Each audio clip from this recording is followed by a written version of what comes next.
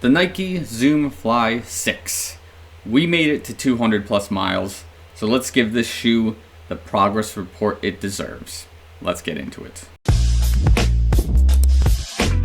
So before we get into the video, make sure you like the video, subscribe to the channel if you're already subscribed watching the content. Thanks so much, love you guys a lot. Make sure you follow me on Instagram and Strava for all sorts of other updates and things like that. So without further ado, let's begin. Specs of the shoe, somewhere up here. And we'll just get into it right away. Let's go check out what the outsoles of the shoe look like after the torture and torment I've put them through the last couple of months here, as I'm using them for my half marathon training workouts. Primarily what the shoe's being used for is my tempo sessions, any sort of rolling 400, 800s that I have in my training block, hill repeats.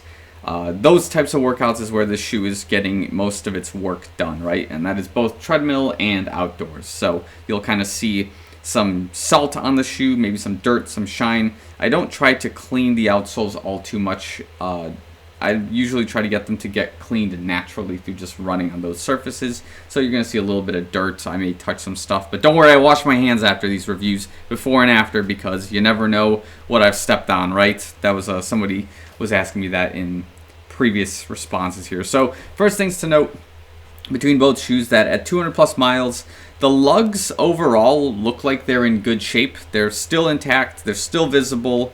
We still have the silhouettes of them across. We can see that in the heel. Not too much wear and tear being shown in the lugs. We do see most of our party here in the middle to forefoot area for both shoes, except we're beginning to see our first phases of some lack of symmetry in terms of wear. So in this case, in the right foot, you can see we're burning the anterior side of the shoe a little bit more, as the lugs are kind of getting burnt from that side of the shoe, whereas this isn't as present in the left anterior side of the shoe. That's okay, it's 200 plus miles. The surfaces and the hills I've been training on are not evenly surfaced, so when you're going full blast on one of these surfaces, this kind of thing is more likely to occur, especially when you're going full blast and you're just drilling into the ground as hard as you can with your feet. So that's going to be just something to note. Other than that, we do see a little bit of creasing on the Zoom X and the EVA foam compounds respectively. The Zoom X is taking more of a beating in this heel area, a little bit here in the forefoot area as well. And that would be the case, I guess, in both shoes, as you can see there, and on the inside of the shoe. You can kind of see it with the shadows when you look at it, but that's fine. That means the foam is being used. It's being pushed to whatever limits are designed for it, and as a result, the rebound effects that I'm experiencing from the shoe are, do I want to sound nerdy? I guess so. They're quite satisfactory at this time. They're not mind-blowing compared to like the racing counterparts for both of these shoes, but that being said, this is not meant to be a race day shoe, just sort of an everyday racer kind of thing for that training purpose. That being said, if you are budgeted this way and want to use it for race day, yes, you can, but it depends, like, on a scale of 1 to 10, how much of a running nerd are you, right? Do you have your everyday trainer, a foam max shoe, a track spike? Do you have your road running race day shoe, your trail runner? Like, this is kind of the questions you ask. So if you're on a budget and you don't really care too much about having multiple pairs of shoes like some of us, then yeah, this is still a great race day shoe for that condition. But for those who are a little bit more invested in the running shoe sort of category, I would say a couple of things, right? So number one, the shoe is performing, I think, just fine for the workouts I'm being instructed to use with, not necessarily with the shoe, but for my half marathon training regiment, which was like anything from minute-long hill repeats to 30-second hill repeats at like max effort. Is the shoe able to carry me climb up a hill in about 6:30 or less pace? Absolutely. Like the shoe with this carbon plate, the fly plate that's associated with the shoe, they're working well in tandem. They're getting the workouts done just about where I need them in pace and in my physicality. So great. That's the main concern here, is if the materials associated with the shoe will deliver the way they're supposed to. And yes, so far Nike has got that promise sorted out. In terms of overall ride comfort, this is where we start getting to more neutral to con territory. The shoe still feels kind of stiff in places, which is understandable because, again, The material choices, the compounds used, this is going to be a stiff shoe. There's just no such thing as like a shoe that's going to feel like the Nova Blast that has a carbon plate in it. It's just not possible, right? The carbon plate is meant to give you that more stiff, responsive rebound that you would otherwise be looking for in this type of a shoe. And now as I'm looking at it, I guess there's some additional wear. We're going to backtrack a little bit. We have a little bit of wear in the forefoot area of the anterior side for this particular shoe as well. I'm seeing it like sort of in that area.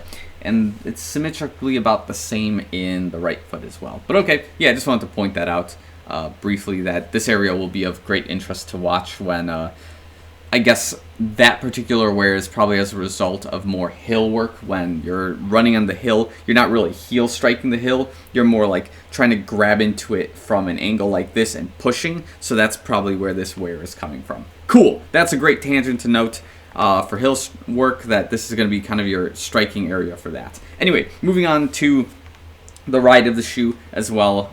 The upper, again, is comfortable when it comes to the ride. When tying this thing down, it's fine, right? Again, it's just a stiffer ride because that's what this shoe is meant to be. Now, when we get into cons, I will start backtracking on a con I had on a pro I had previously, which was that this was a good trainer for the Alpha Fly 3 in the Nike family.